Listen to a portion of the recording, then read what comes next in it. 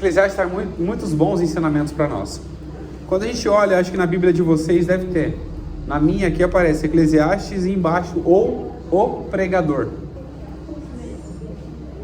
Você pode olhar na Bíblia de vocês, se for a minha versão é a João Ferreira de Almeida, revista e corrigida de 69, se eu não me engano. essa é bem antiga. Eu herdei do meu avô. Essa Bíblia. Eu percebi que as versões, é que ela não tem detalhes aqui, mas a versão que ela mais se aproxima é de a Almeida, revista e corrigida, e a revista corrigida de 69.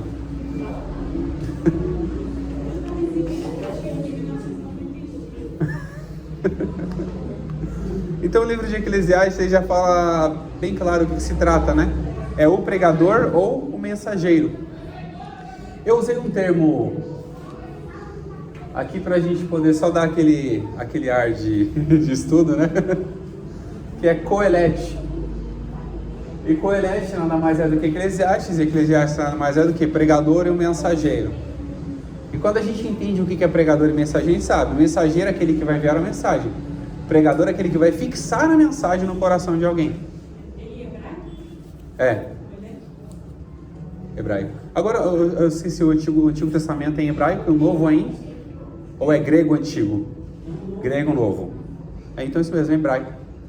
Hebraico é coelete, mas ele tem várias transliterações que eles chamam. Então você vai olhar as transliterações, vai quase 10 nomes coelete, com QH, e vai assim sucessivamente. E a gente vai aprender a origem do termo. A palavra hebraica, coelete, é traduzida para o termo Eclesiastes. Eclesiastes do grego, Eclesiastes, significa aquele que dirige ou fala à assembleia ou a uma congregação. Há diversos significados apresentados, porém seguindo o que se apresenta pelo próprio escritor, ele se apresenta como o pregador. Então a tradução dirige-se ao pregador porque o próprio escritor já se apresenta como um. Levando em consideração os termos e a nomenclatura do significado apresentado, aqui será tratado como pregador e um mensageiro.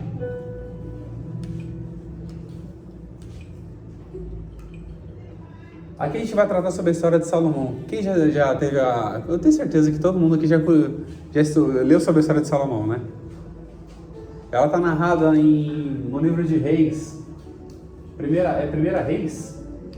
Eu esqueci de colocar aqui, deixa eu abrir aqui para confirmar.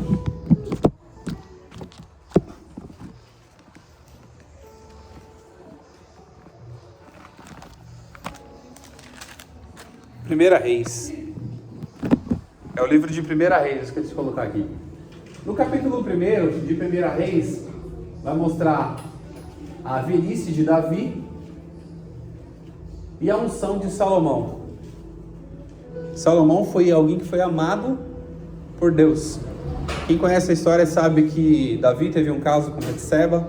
O primeiro filho, que é o filho que veio daquele ato, um ato pecaminoso diante da presença do Senhor, porque ele tomou a mulher que não era dele e o homem estava vivo ainda.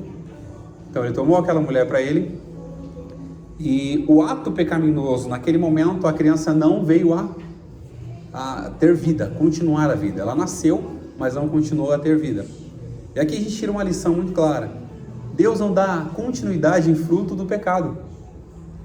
Deus não dá continuidade em fruto do pecado. Então a gente precisa compreender cada dia mais que o quê? Ele só vai dar continuidade o fruto que ele produzir na sua vida. O fruto que ele produz e que ele traz nas nossas vidas. Isso ele vai dar continuidade. O primeiro filho de Davi veio a falecer. E o segundo filho, depois desse que faleceu, que a Bíblia fala que Davi conheceu a Betseba pela segunda vez e veio a origem onde surgiu Salomão. E a Bíblia relata que o próprio versículo fala, e amou o Senhor a Salomão. Ou seja, quando ele nasceu, Deus já via alguém que iria reinar. Deus já viu que alguém ia dar continuidade ao legado de Davi. Ia dar continuidade àquilo que Davi tinha feito para que o nome de Deus continuasse sendo glorificado. Apesar dos interpérios que acontecem na história, e muita gente discute a questão da salvação de Salomão ou não, mas a gente não vai tratar disso agora porque é um tema mais aprofundado. E no capítulo 2 de Reis, Salomão, após assumir o trono, ele reinou 40 anos, 7 anos em Hebrom e 33 anos em Jerusalém. Era sobre Israel, mas tinha cidades que ele reinava. Ele reinou em Hebrom e depois em Jerusalém. Isso no capítulo 2 de 1 Reis.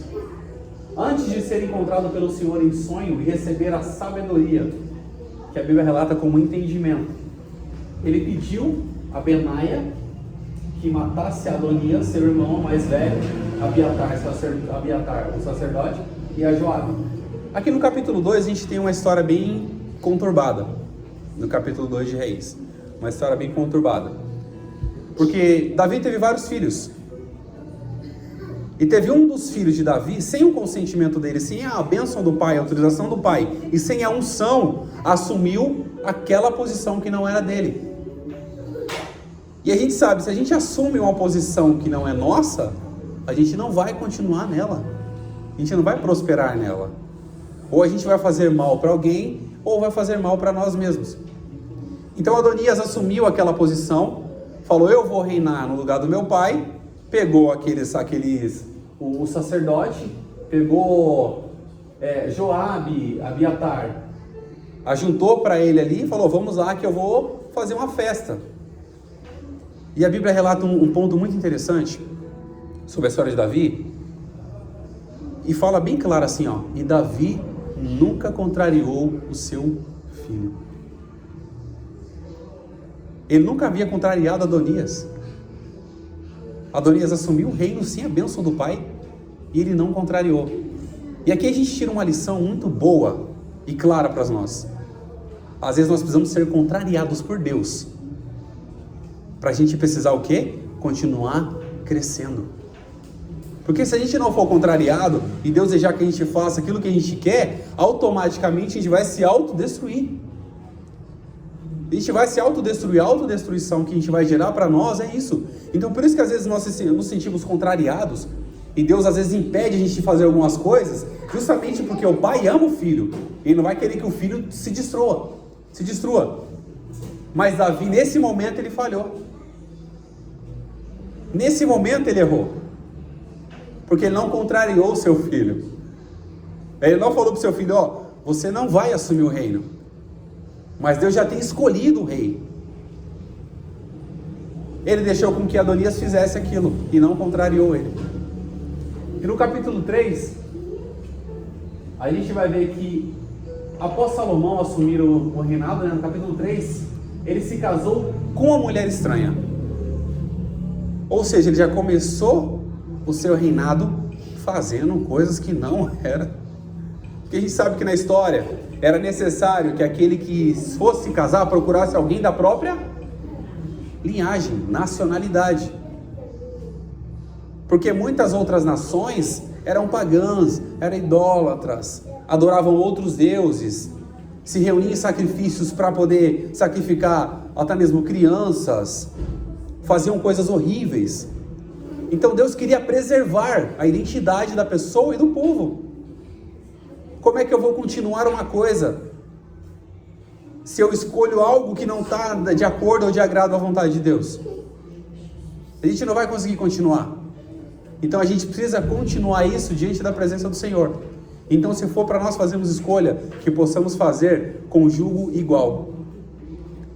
Paulo escreve, se eu não me engano, aos Coríntios e fala: não coloqueis um julgo desigual, com fiel ou com infiel. Por quê? Você vai gerar um desequilíbrio. Então as nossas escolhas têm que ser voltadas para comunhão com Deus primeiramente e depois uns com os outros. Porque se fizermos escolhas erradas e levarmos a nossa vida de qualquer jeito, de qualquer forma, ao ponto de abandonar a nossa fé e negar a própria existência de Deus, negar a fé em Cristo Jesus, nós apostatamos de tudo. Ou seja, nós abandonamos a nossa carreira por uma coisa que Deus sempre orientou a gente. Se for para fazer escolhas, faça escolhas certas e na presença do Senhor. Deus conhece todo o nosso futuro, sabe toda a nossa história. Ele sabe o que vai acontecer com a gente. É que a gente quer fugir, a gente quer correr, a gente quer se esconder, a gente quer fazer um monte de coisa. Mas Deus sabe onde Ele pode encontrar a gente. E se for necessário colocar lá no deserto, para Ele encontrar você no deserto, Ele vai colocar. Se for colocar você numa situação difícil, de pressão, Ele vai colocar. Porque Ele não vai fazer como Davi fez. Simplesmente abraçou, deixou que o filho fizesse aquilo que ele queria. Mas Deus vai contrariar você, porque Ele quer salvar a sua vida. Ele quer transformar os seus caminhos, quer conduzir os seus passos da melhor forma. E Ele só vai conseguir conduzir quando Ele estiver no controle. Enquanto Ele não estiver no controle, Ele não vai conseguir conduzir a nossa vida. Porque a gente precisa entregar, confiar que Ele é poderoso para fazer muito mais, além daquilo que pedimos ou pensamos. Então Salomão já começou com um equívoco muito grande. Ele já casou com uma egípcia. Após isso, Deus aparece em sonho a Salomão. Ele apareceu em sonho aqui pela primeira vez a Salomão. E Salomão, como era um jovem, reinando jovem, o que ele mais precisava? Era de entendimento, coragem para poder conduzir o povo. Então a nossa responsabilidade é muito grande. Responsabilidade de líderes, aqueles que instruem as pessoas, é muito grande. Eu preciso conduzir as pessoas pela palavra ao Deus dessa palavra. Então Salomão tinha esse receio, teve esse medo. Falou, e agora, o que eu vou fazer? E Deus aparece em sonho a Salomão. E deu para ele a oportunidade de escolher. Eita, tira lá, tá pra mim. Deu para ele a oportunidade. Vamos ver se eu consigo daqui, não dá. Deu para ele a oportunidade de escolher. Salomão, pede o que você quer. O engraçado se fala isso pra gente, sei lá, André, pede o que você quer. Mas Sara, pede o que você quer. Aí vai, fala, poxa vida, tô precisando de A minha lista já ia ser infinita. Já ia ter começo. Então se Deus chega pra gente e fala, pede o que você quer. Na hora vai vir um monte de coisa. Nossa, Deus, eu preciso de comprar aquele apartamento lá no Brooklyn, porque eu tô cansado de morar aqui no bairro.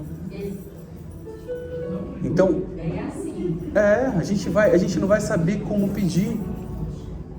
E olha só a condição de Salomão, por mais que ele falhou em alguns aspectos, mas ele se colocou numa condição que ele não podia conduzir aquele povo se não tivesse a sabedoria e o entendimento de Deus.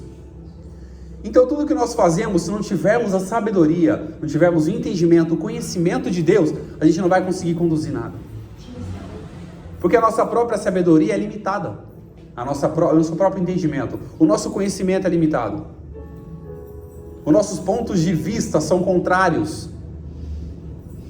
Porque eu falo uma coisa, daqui a pouco alguém contraria, fala, não, eu entendo de outra forma. Isso é muito comum, mas a sabedoria de Deus, ninguém questiona. O entendimento que Deus dá, ninguém questiona. E Salomão respondeu para Deus, falou, Senhor, eu quero entendimento para poder conduzir o seu povo. E aqui vai outra lição para a gente. Quando a gente pede alguma coisa, não só para nós, Deus concede isso e muito mais. Agora se a gente pede só para a gente, Salomão fala, Senhor, eu quero entendimento só para mim poder, sei lá, ganhar dinheiro, fazer riquezas, para poder dar palestra, ir nos reinados lá na palestra, alguma coisa assim. Mas o que ele escolheu? Entendimento para poder conduzir o povo. Então se a gente pede alguma coisa para ajudar alguém, Deus concede isso e muito mais. E Deus falou para ele, você pediu bem. E como você não pediu riquezas e nem outras coisas, eu vou conceder isso para você também. E aí entra a questão, aquilo que os nossos olhos não viram, aquilo que os nossos ouvidos não ouviram, aquilo que nem chegou ao nosso entendimento, É o que Deus tem preparado para nós. Não chega nem o entendimento de Salomão, ele ter sabedoria, riqueza, ainda um monte de coisa. E aqui no capítulo 4, 1 Reis, no capítulo 4, a sabedoria de Salomão dominava sobre todos os reinos, recebia presente dos reinos, os reinos serviam a Salomão, todos os dias com presentes, e todos vinham para ouvir a sua sabedoria. Olha para você ver a importância de você ter a sabedoria de Deus. Salomão tinha a sabedoria de Deus. Ele pedia presente para alguém? Não, as pessoas traziam para poder depois ouvir o que ele tinha para poder falar. Ouvir a sabedoria que ele tinha. Ouvir o dom que Deus havia dado para ele. Então as pessoas viam reinos. E naquela época não teve guerra, porque Davi tinha lutado todas as guerras antes. Davi tinha matado todo mundo, já brigado com todo mundo. Aí o filho assumiu o reino tranquilo ali, ó. Com sabedoria, com tranquilidade, os reinos vinham de outros lugares. Outros reinos vinham para poder trazer presentes para Salomão. E ouvir a sabedoria. E a sabedoria de Salomão não foi uma sabedoria de conhecimento que ele adquiriu com o tempo. Isso ele adquiriu depois. Mas foi um dom dado por Deus. Ou seja, as pessoas vinham para ouvir a sabedoria de Deus dada a Salomão. A palavra de Deus dada a Salomão. O poder das palavras que Salomão tinha. E aqui no capítulo 5 de Reis, Salomão fez alianças com reis, amigos de Davi, com a intenção de edificar o templo, que era um sonho de Davi. Davi não conseguiu edificar o templo. Mas Salomão, um pouco tempo depois, ele conseguiu realizar o sonho que era do pai dele. Porque Davi tinha as mãos sujas de sangue, era um homem de guerra, cometeu alguns equívocos, assim, pecados na caminhada dele, na carreira. E às vezes acontece na nossa vida, a gente perde muitas coisas por descuidos nossos.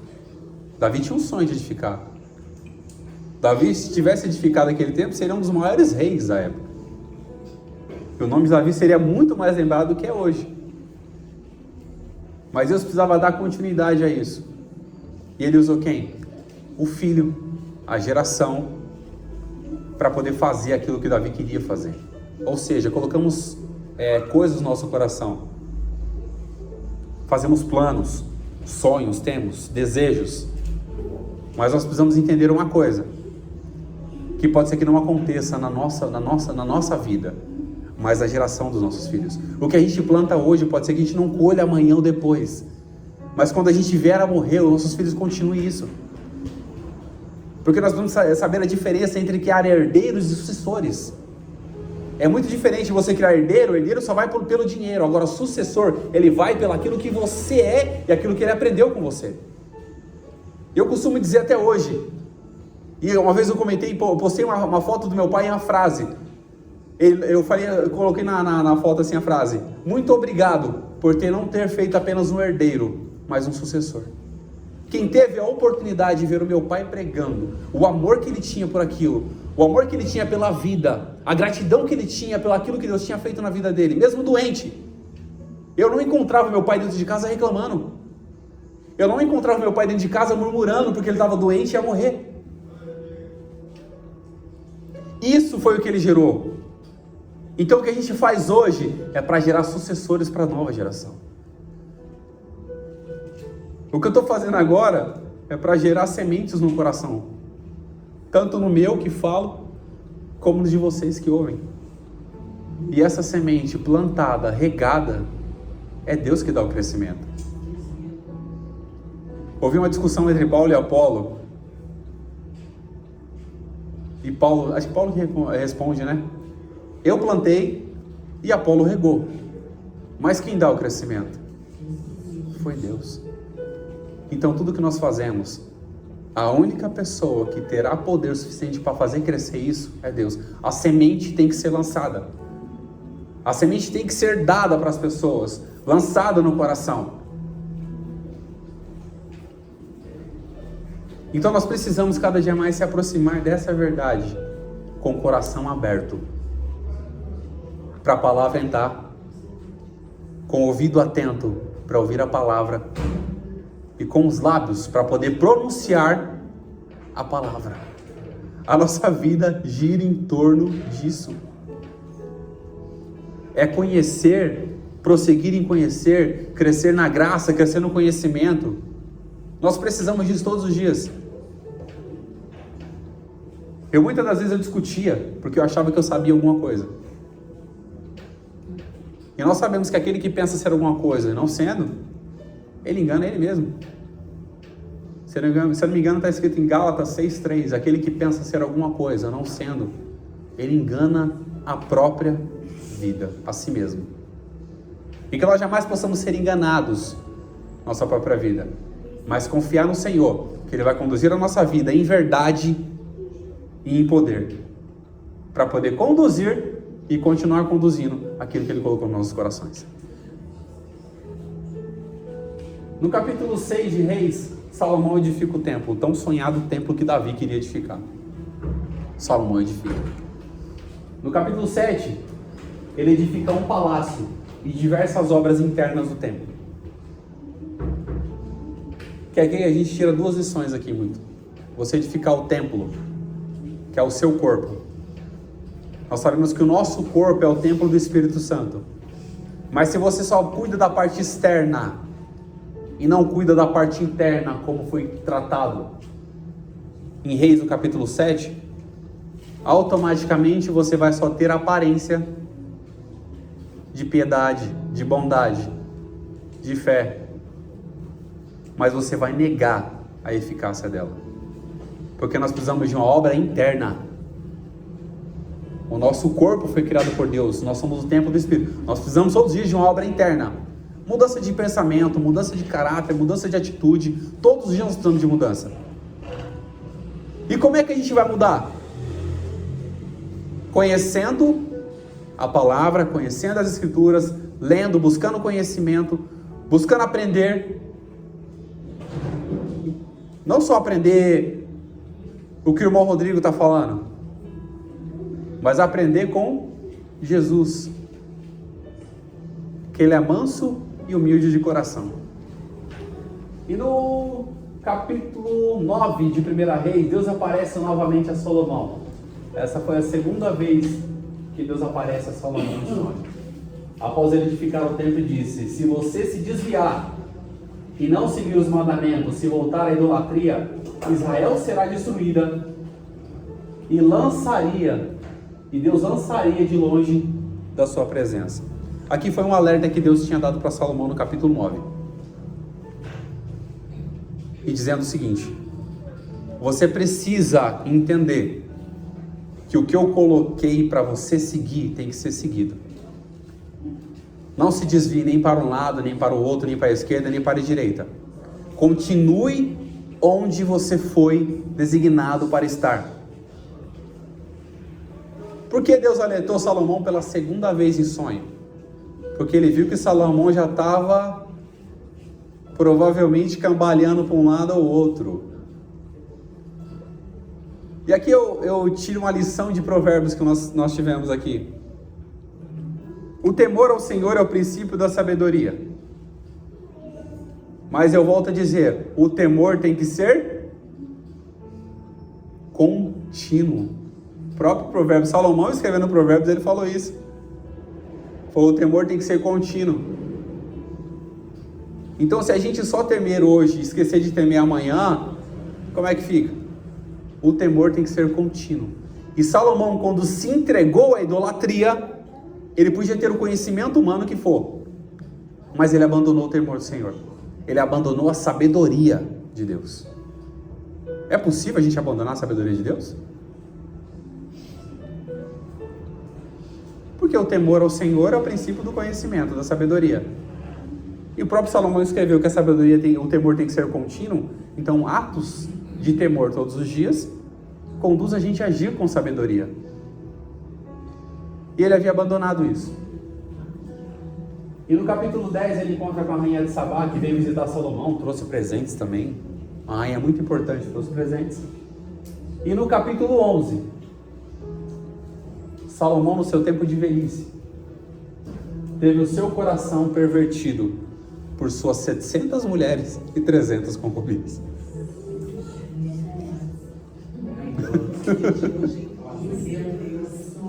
Ele teve o coração pervertido, mesmo depois eles aparecendo 2 vezes para ele em sonho, a primeira dando sabedoria, a segunda alertando ele. Mesmo assim, ele se distanciou do caminho e partiu para a idolatria. Deus odiava a idolatria. Deus odeia a idolatria. Porque ele aborrece tanto a idolatria, como é que ele vai amar algo que substitui ele, que é todo poderoso, que é digno de honra, glória, louvor, criador de todas as coisas? Já pensou você, a criatura abandonando o Criador, fala, não, você me fez, mas tô nem aí, eu vou procurar outro autor aqui para poder assinar essa obra, porque você não pertence mais a ela. Você abandona o seu próprio Criador. E Salomão deixou que o coração dele fosse pervertido por ser humano. Mesmo Deus aparecendo 2 vezes para ele em sonho. E a gente é tão teimoso às vezes. Deus aparece para a gente e fala com a gente, a palavra está alertando o nosso coração, e mesmo assim, a gente foge de tudo. Fala, não Senhor, não preciso não, já conheci demais, já sei demais. Salomão escreveu uma coisa, eu vou dar um spoiler aqui do capítulo 12, ele teve a sabedoria de Deus e teve o conhecimento que ele adquiriu.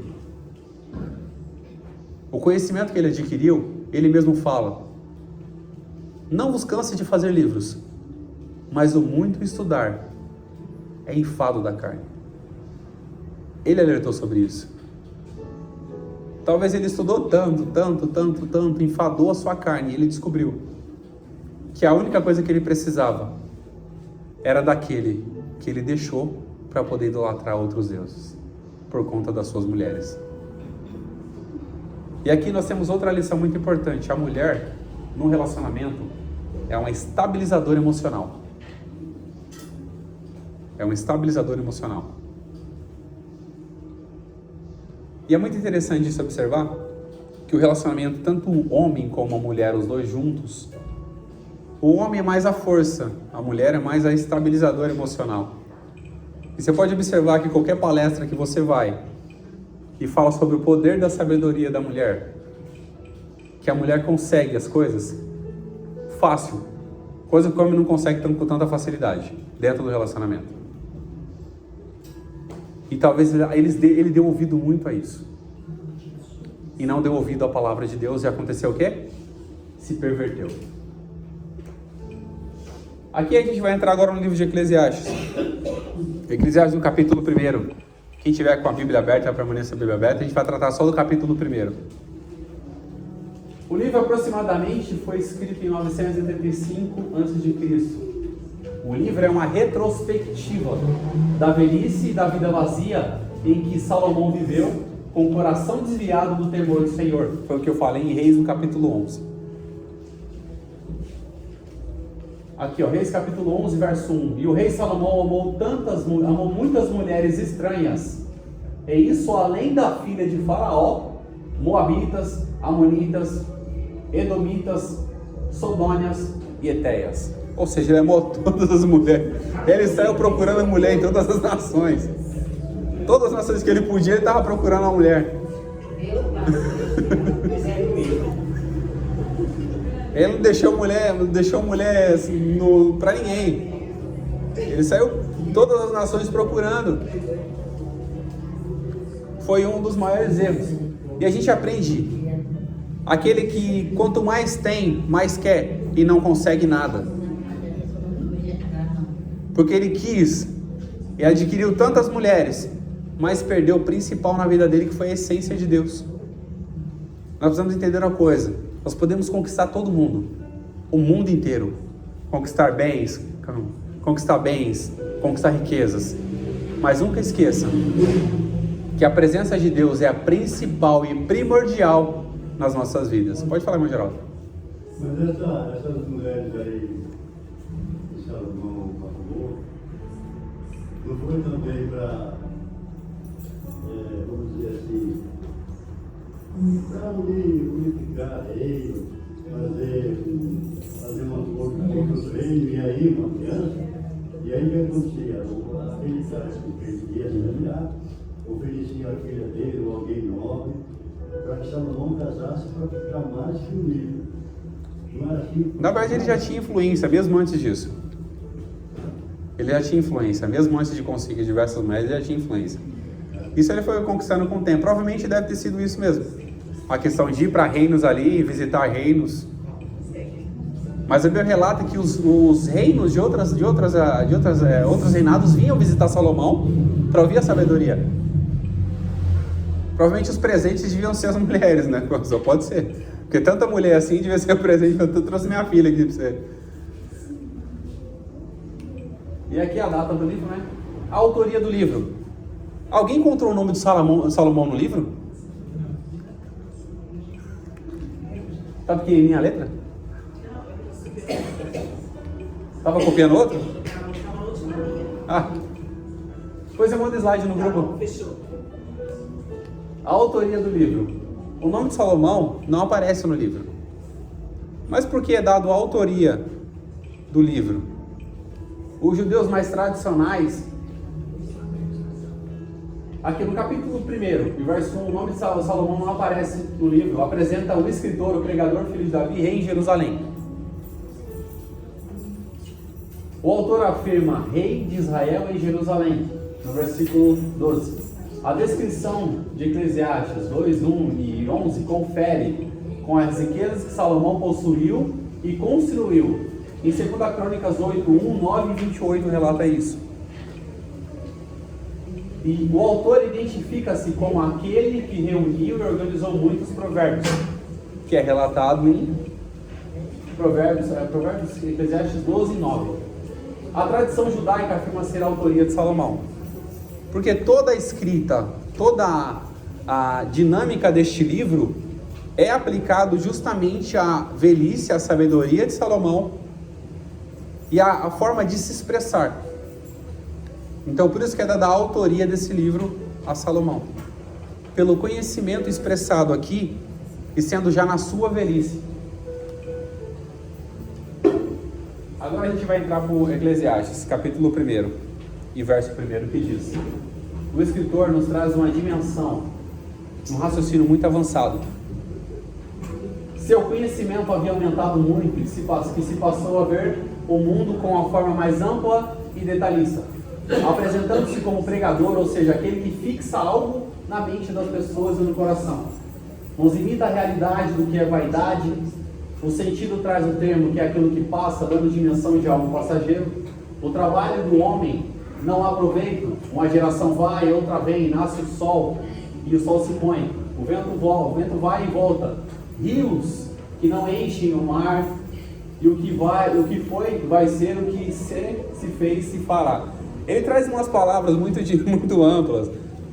E eu falei que, eu até comentei com os irmãos aqui, que é algo muito desafiador você falar sobre a história de Salomão nesse livro. Porque você vai tentar entender a mente de um sábio e de um homem entendido, que tentou expressar toda a sua sabedoria no fim da sua vida. Como é que você vai compreender a mente de um sábio desse se você não se aprofundar na sabedoria dele? Quer falar, André? Como é que você vai conseguir compreender?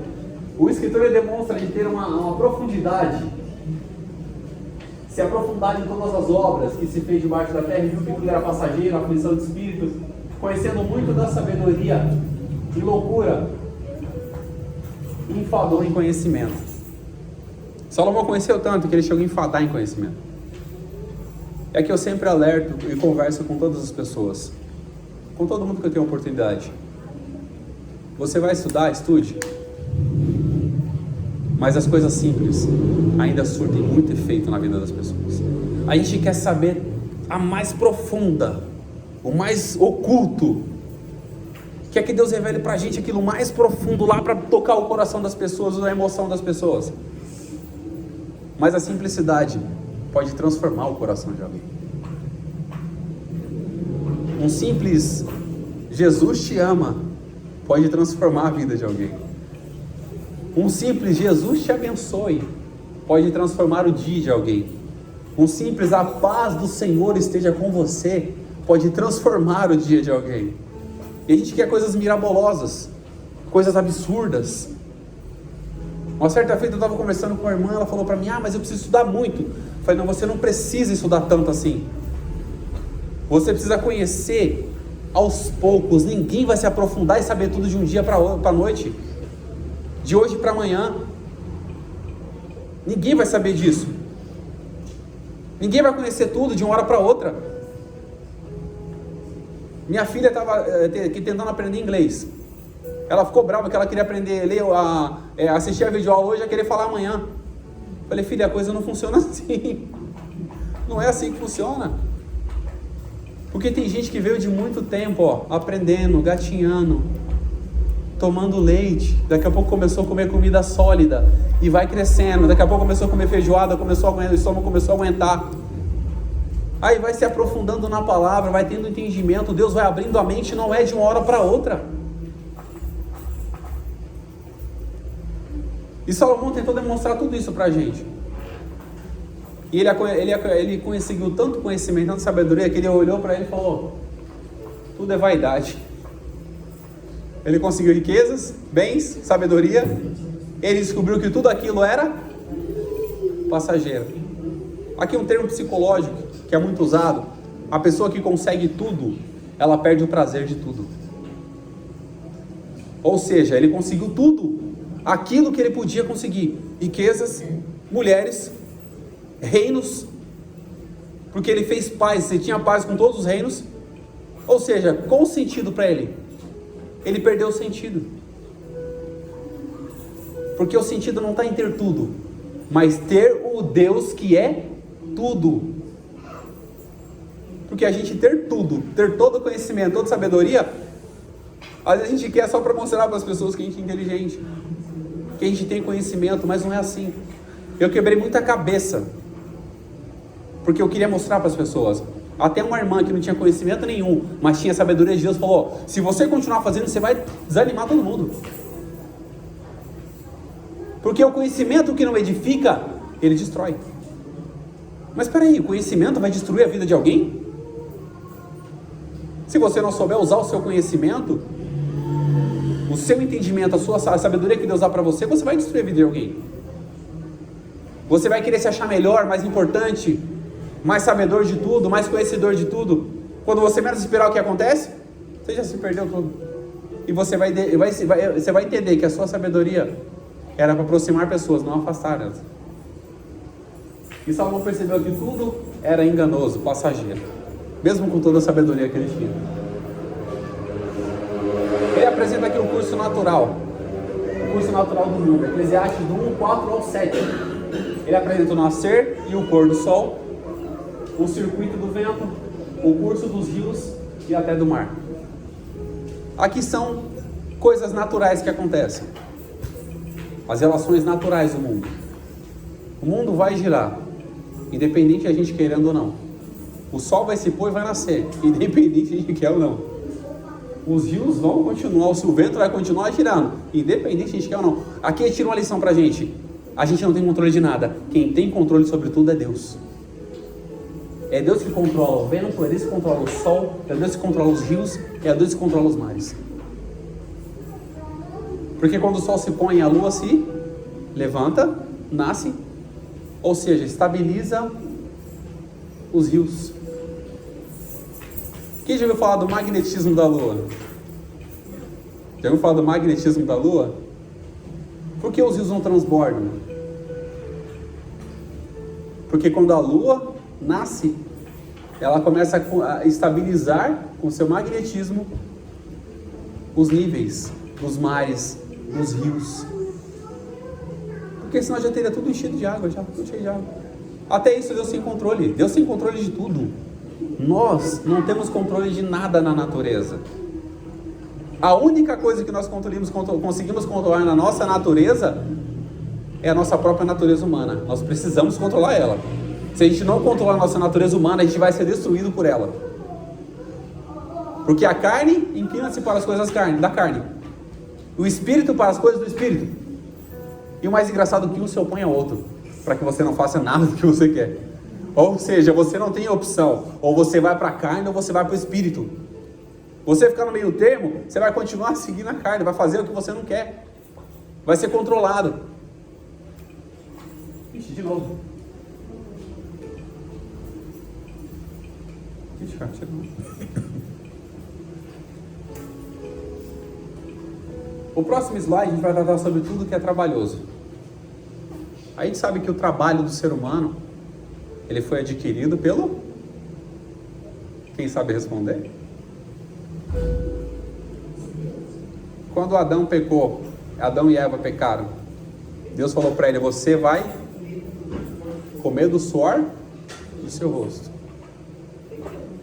Deus falou para ele, quando Adão e Eva pecaram. Então a gente vai entender que tudo é trabalhoso. Salomão começa a falar aqui. Meu Deus do céu, vai travar logo agora? Tudo é trabalhoso. Cara, muda. Eu vou acompanhar o celular aqui. Tudo é trabalhoso. Eclesiastes 1:8. Tudo que fazemos é trabalhoso, requer de nós algo. Ou seja, tudo que nós fazemos tem um trabalho, tem uma abdicação da nossa própria vontade. Ou seja, requer algo, pensar, falar, agir. Os nossos olhos não param de trabalhar, só descansa à noite. A nossa mente trabalha 24 horas. Nós sempre olhamos para tudo ao nosso redor. Nós sempre... Eita, exagerou. Nós sempre olhamos para tudo ao nosso redor, então tudo é trabalhoso. Pode deixar. Vê se você consegue voltar, se não conseguir não tem problema. Calma aí rapidinho. É que eu quero que vocês irmãos vejam também.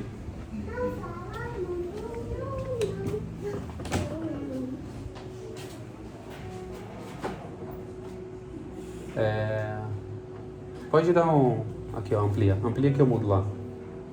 Amplia aqui, ó. Do começo. Pode ser do começo. Calma aí que eu vou mudar lá.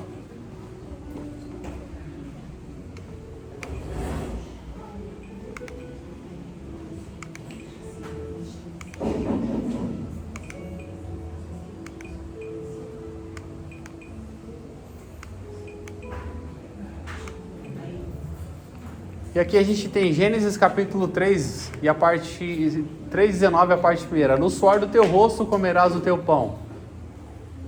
Tudo em nós movimenta e trabalha diariamente. Os nossos órgãos trabalham diariamente. A nossa mente trabalha 24 horas. E mesmo falar, mas a mente trabalha 24 horas, trabalha. Mesmo você tentando descansar, você vai sonhar ainda, sua mente vai continuar trabalhando. Ela trabalha de forma mais lenta, mas você vai continuar trabalhando. Então tudo é trabalhoso. Tudo que nós fazemos é trabalhoso. E aqui Salomão começou a compreender isso. Mas, poxa, tudo é trabalhoso. E agora? O que eu vou fazer da minha vida? Ele teve todo o trabalho. E ele teve um problema sério. Salomão até relata aqui, fala que a busca pelo saber tudo. Eu até coloquei um título aqui. E fala em Eclesiastes 1, do 12 ao 18, a ocupação do homem foi dada por Deus. No verso 13, o próprio Salomão relata isso. Salomão demonstra que tudo era vaidade e aflição de espírito no verso 14. Se não há nada de novo, o que é torto permanecerá assim e o que falta não será preenchido. Salomão fala que não há nada de novo debaixo do... Se não há nada de novo, aquilo que é torto não vai poder se endireitar. E aquilo que está errado não vai poder ser corrigido. E aqui nós temos uma lição muito interessante. No Novo Testamento, Jesus fala: eis que um novo mandamento eu vos dou. Em João, capítulo 13, verso 34 e 35. E Jesus fala para Nicodemos: você vai nascer de novo. Ou seja, ele está dando um novo nascimento. Em Hebreus, no capítulo 10, 20, o escritor fala: eis que Deus está dando um novo caminho. E Jesus disse, em Apocalipse, no capítulo 21, no verso 15: eis que eu faço nova todas as coisas. Isso no final da nossa vida, Jesus fala pra gente. Ou seja, enquanto a gente está na terra, sempre vai haver coisas novas pra gente se viver na presença de Deus. Mas quando chegar o momento de a gente ser levado, Ele fala para nós, Jesus: eis que eu faço nova todas as coisas. Não é só mais uma, mas todas as coisas. E Paulo fala para a gente em Coríntios: se alguém está em Cristo, nova criatura é. Ou seja, Salomão escreveu isso no momento de fim da vida dele. Talvez ele conseguiu tantas coisas e ele achou: não há nada de novo mais para se viver. Mas ele não sabia que cerca de 1000 anos depois viria alguém que faria coisas novas na nossa vida. E esse alguém foi Jesus. E ele falou: um novo mandamento eu dou, um novo nascimento, um novo caminho, um novo céu e uma nova terra. Deus trouxe todas as coisas novas. Então, quando a gente olha o livro de Eclesiastes, tem que olhar à luz do Novo Testamento. Mas por quê? Porque Jesus fala em Lucas, no capítulo 11, verso 31: aqui está alguém que é maior que Salomão. Jesus fala isso. Ou seja, a palavra de Jesus é muito maior do que qualquer reino que veio antes. O poder da palavra de Jesus é muito maior do que qualquer reino, que qualquer outro sábio. Ou seja, Salomão foi sábio na terra, mas Jesus já veio com sabedoria dos céus. Salomão veio, nasceu, foi criado como ser humano, recebeu aqui. Ele veio em carne, mas Jesus veio, a sua morada não era aqui, era no céu. Ele abirrogou da sua glória, abandonou, deixou a sua glória, se fez semelhante aos homens, se humilhou. E foi o quê? Exaltado poderosamente, e deu um nome que é sobre todos os nomes, ao qual o nome de Jesus todo joelho se dobrará e toda língua confessará. Salomão aqui fala que ele teve abundância de sabedoria e conhecimento, no verso 16 ao 18. A sabedoria descrita por Salomão aqui é justamente essa sabedoria, o conhecimento que ele adquiriu, ou seja, obter informações. Porque no fim da vida ele tinha muito conhecimento. No entanto, você olhar o livro de Eclesiastes, vai ler algum livro de algum filósofo, você vai entender que a mente é de um filósofo. Salomão era um filósofo aqui praticamente. Porque a mente dele era muito avançada. Ele tinha um QI muito avançado. Porque ele não tinha só a sabedoria de Deus, mas ele buscou conhecimento. Ele buscou entender. Ele buscou conhecer, adquirir sabedoria. E aqui a gente entende, será que existe só um tipo de sabedoria?